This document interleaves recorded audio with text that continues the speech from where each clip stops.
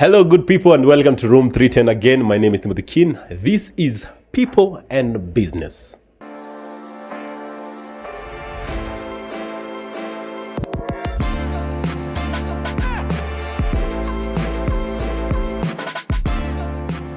Today we're in a different shop. Nataka mwenye ajiintroduce. I don't want to do a lot of talking. I want her to do the talking. Kwanza atajiintroduce, atuambie jina, atuambie hapa ni wapi, and what she does for living. Hi people, this is Joy Viatu. I'm located at Thika, Elica Plaza, first floor, room number 5. We deal with men's shoes. We have a wide variety of shoes, but specifically we deal with casuals. Zile za weekend, viatu za weekend, that is what we are doing as our specialty. We sell them at wholesale price. And like I normally say, we don't just do shoe selling, we sell confidence. So feel free to come to our shop. And promoters, this is what we do, and this is what we love doing. Okay.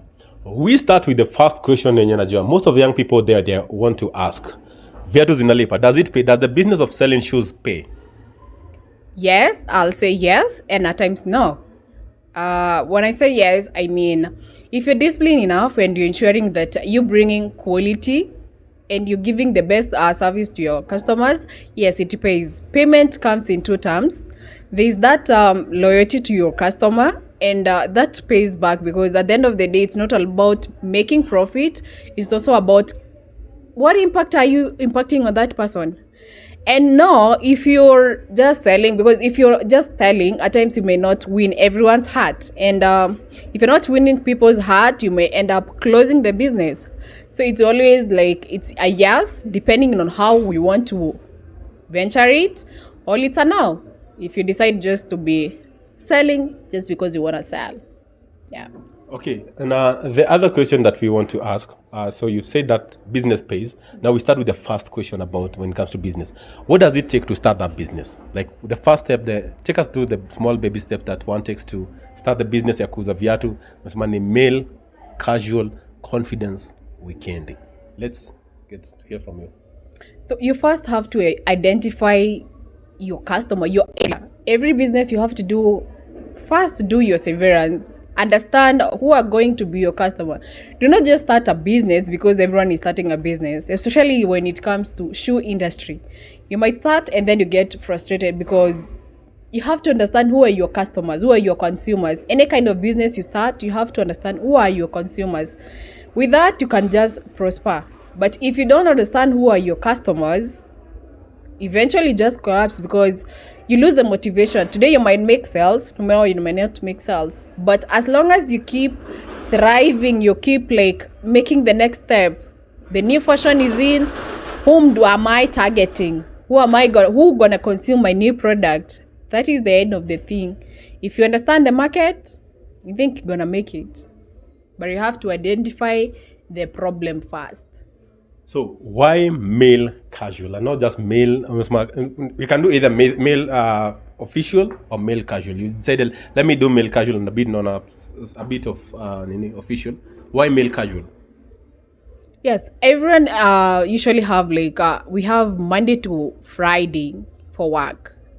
But at times people have this notion ati lazima ukae umevaa official. So at times you need to lay off the official style and you just need to be yourself, because at times I believe when someone is just wearing a suit, some people just do it because work requires them to do. But if given a chance, someone would love to go wearing even a tracksuit or anything in a sport. So I took this as an opportunity. I saw it like an opportunity. If I dress people differently and it gives them confidence, why not? I just love it. Okay. Hii ni kitu unaweza like the young people wambie come into big biz, ama kama uko hapo hivyo you have gotten your papers, you've done whatever course unataka kufanya on the side, unaweza kama ni kuchora side hustle, nini get paid by commission. Is it something that you can encourage someone to get into, either akiwa yeye ndio bossi ama labda akiwa amechorwa? Is it something you can encourage someone to do? Yes, I can encourage someone any day, anytime. Because you see, even if people normally say ati mtu evangi viatu mingi, kiatu I normally say it's part of you. So if you start this business with, I said with that love, when you love and you want to create something to the society, you can start that thing. Na biashara ya viatu inalipa. As long as you get the best plug, you best get the best quality. Just choose the right shoe to make it. So you can encourage anyone to come start it any day, anytime, as long as you're not doing it for selling. You can do it because it pays for sure. So you're not just selling it, you are finding something on the side that is trying to keep you more in the business so that when you don't make sales. Is that what you're saying? I'm saying kama unataka kuuza kiatu. Okay. You see, some people give misinformation. Okay. And that's what makes a business to fail. Yeah. So if you're giving the customers the right information, they get confidence in you, they trust you. So someone is willing to go and come back and then refers you. But if you're giving misinformation to people will buy and not come back ever. Okay. If you even overpricing, someone might just buy because maybe you had advertised it at a different price, and then someone comes to the ground and then finds you there, then you give them a higher price, someone will not be satisfied. And that may lead to loyalty imeisha. So they might not even come back, they might not even give you a referral, because when you don't give full information and then someone find out the truth, that is where you burn. Okay. So you've said a given shoe you have advertisements maybe this is 3500, client amekuja kwa mlango amemwambia this is 4Gs, hapo umechoma. Yes. What about the other way around? Umeadvertise 3500, client amekuja na amesema hii naipataga na 28. How do you handle that? So in that situation, you normally have to explain to a customer how you derive to the price that you're giving it at. Because we have to consider all the costs, because we are here for business and we have to pay us back, and you have to ensure that the stock is there. We have to upkeep the whole thing going, the whole operation going. And also we have to let the customer understand the quality matters. Quality matters. Whatever you're doing, it's about quality. It's not about how much is being sold at a different spot or anything. What we have right here, it's about something that has been chosen with a lot of passion and the best quality. So quality determines the price of a product. Yes. For you to derive at a given price, there are different things that you have to look at. Yes. Okay. So you're having to get to take the client through the whole process. Unamwambia reason mimi nauza yangu 35 na si 28 ni juu 1 2 3 4. Yes. Are there other clients mwenye na feel hii kitu nauza 35 but I'm willing to pay 38? Yes, you see, people pay to what they receive. Okay. If you give someone the best customer care service, and someone is feeling satisfied and confident about it, someone is even willing to pay extra, because I feel, yes, this is what and this and this and this. The more you convince someone, you give information, the right information, you convince the person, that the more they're gonna win you. You can win their heart, you can win everything that they have, and they'll be more like, can I have another one? So by then you'll be having like, they wanted one, but with the confidence and the information they've given them, it is encouraging them to get an extra, which is a win for you, because you'll have sold two and you have won yourself a permanent client. Yes. And the goal is just getting permanent clients. Or clients that are returning clients. Yes. Even on my side when I do graphic design, I love clients when you're rude, because if this is a returning client, they know the kind of work I do and the quality that I give, and they know the pricing as well. So you can get a lot of negotiation and stuff. Yes. So it's very good. Now uliza swali, there are people who have learned fashion and design. And does that information add somewhere? Kuna mahali mse mwenye amelearn fashion and design itamwadisia akikam kuuza viatu. Is it a plus or is it a minus, or does it not, based on whatever you're thinking? It's a plus. To me, I've done business, but not in fashion. Yeah. But I know if someone has done anything to do with fashion, you know about the texture. Yeah. How you complement certain shoe with certain clothes. That would be a plus for you, because if you're bringing certain products, you'll understanding these are the people going to be consuming this kind of shoes.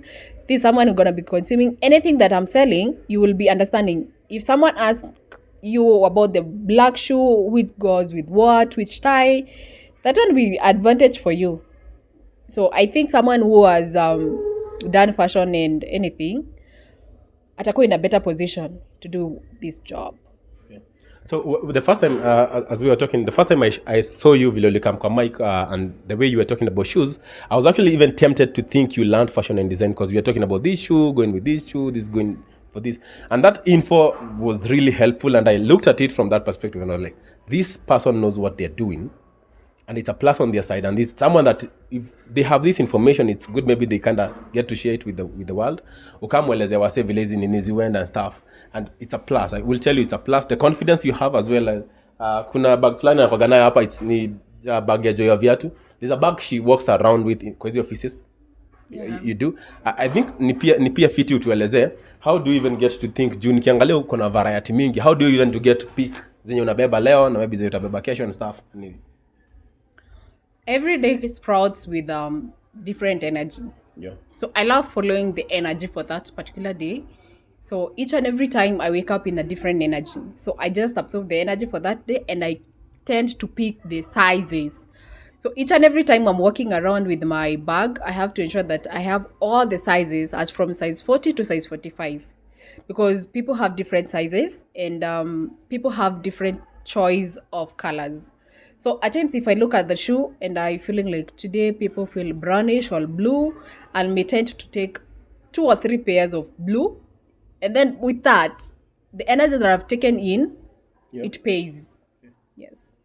So it's all about, for me, I normally say it's just the energy for the day. Yeah. It's amazing how Joy has a lot of confidence and a lot of knowledge when it comes to male shoes. And by the way, let me ask on the side, why didn't you decide to do female shoes? No, nagani kama dem do by sana viatu kuliko maboy. Why did you decide to do male shoes? So for ladies, yes, ladies do a lot of shoes. But for them, it's usually like so hard to decide what they want at times. Okay. But for men, you just have to tell them, this is what you want. And like when a lady, you just tell them, this is what you're supposed to be going with this. And then they'll be like, no, let me try this one. Let me try this one. Not like I look for something that is easier, but I look for something that I can help people with. Because I love helping people.